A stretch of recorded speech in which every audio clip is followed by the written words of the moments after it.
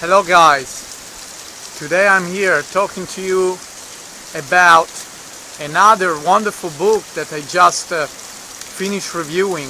This is actually one of the most powerful one. It's probably one, it's not the most famous one, but it's extremely deep.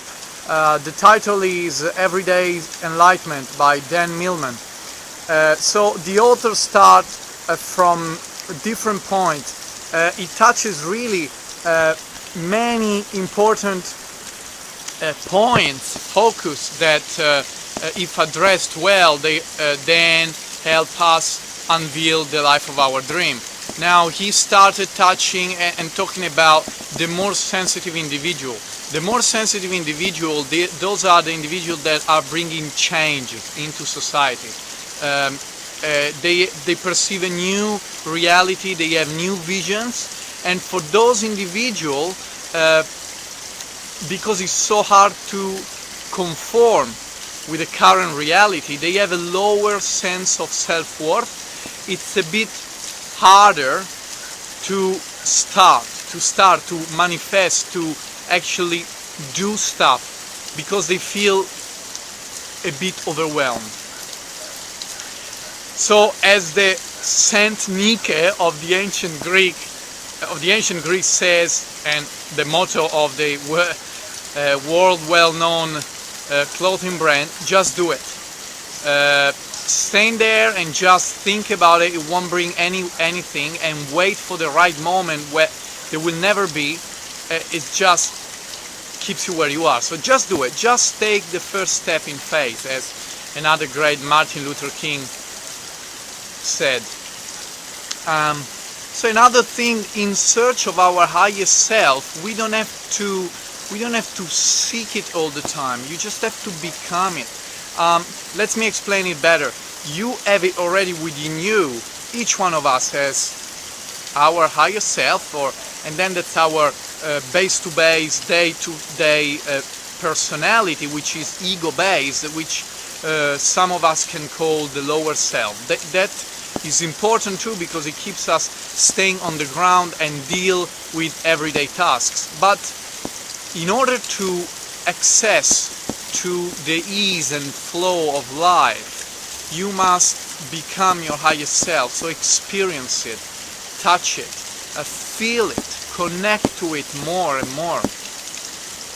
Now, going back to an ancient saying from the Latin, carpe diem, live the day. Another point that the books address really well, it says, you'd better live the moment, the very moment. In fact, it changed it to carpe punctum, instead of living the day. Why? Because the day, as we know, is form of 24 hours. So there's many minutes, there's many moments, and live the day. There's so many things that can happen throughout the day. So the best things is actually living the moment. Now, many people say, oh, I would like to do that. I mean, all of us, come on, tell me if it has never happened to you, that you want to say like, oh, I would like to do that, yeah, but maybe tomorrow, yeah, it sounds good, but I don't have time now. Or, oh, I got this bad habit that it cannot go away, and it just, that's the thing that I would like to do. It's all good, but it's just too much to do it. Well, how to change that is quite easily. You have to do everything to make the bad habit really hard to do. And the good habit, the one that empowers you, the one that they change you and motivates you, make it easy. Example, if you are a smoking addict, you wouldn't have a pack of cigarettes in front of you all the time. You would rather, okay, if you have to buy the pack of cigarettes, just hide it somewhere and just put in front of you something that really empowers you. So your attention is 80-90% on what is beneficial for you. So that's a really important. Make the detrimental, self-sabotaging patterns the most hard one to reach. And yes, this comes also another concept, is our relationship with suffering.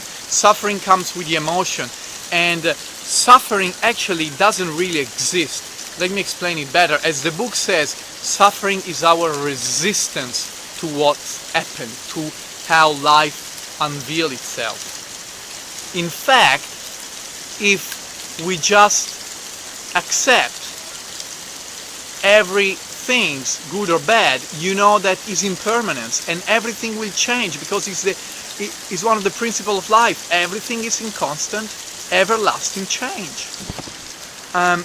And in order to do that, you have to have lots of resilience. Think about that.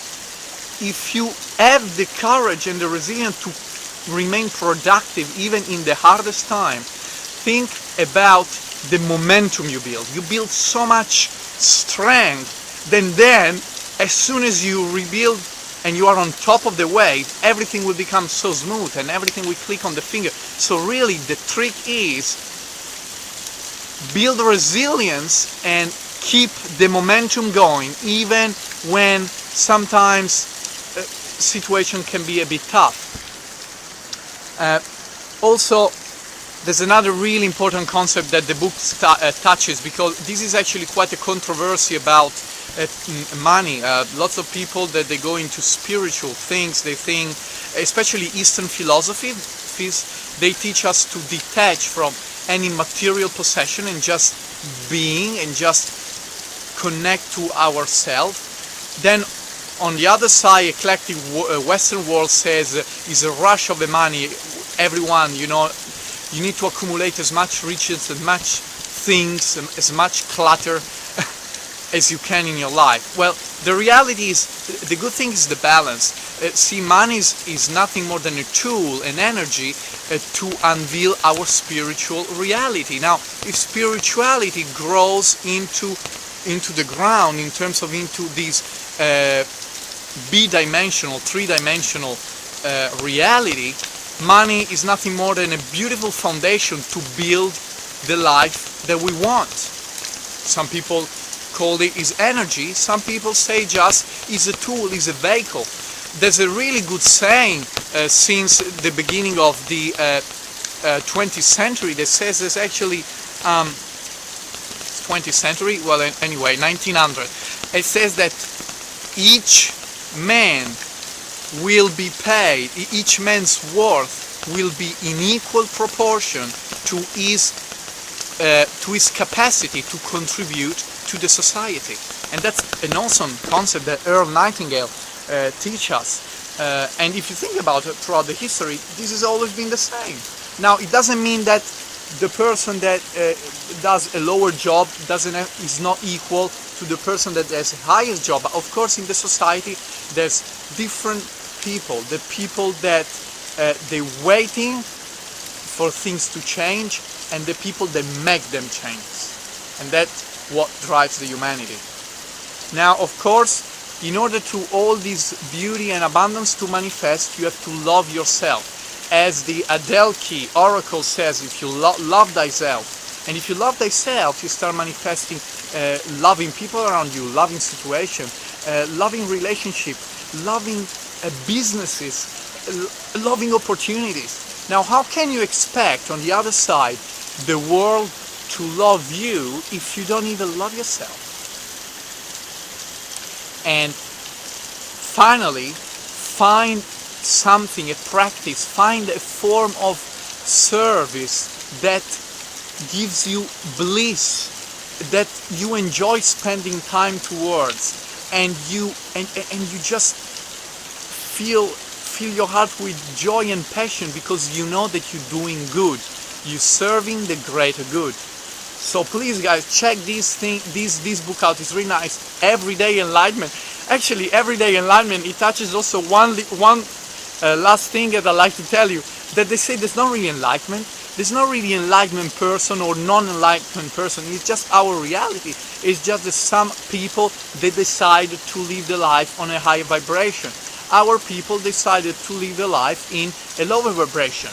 Yet, there's no judgment whatsoever because it's all part of the creation. We need to experience all that. Please, guys, stay tuned. I hope you like this video in this surrounding in this beautiful nature. I wish you a wonderful day as always, and keep shining. I'll talk to you soon.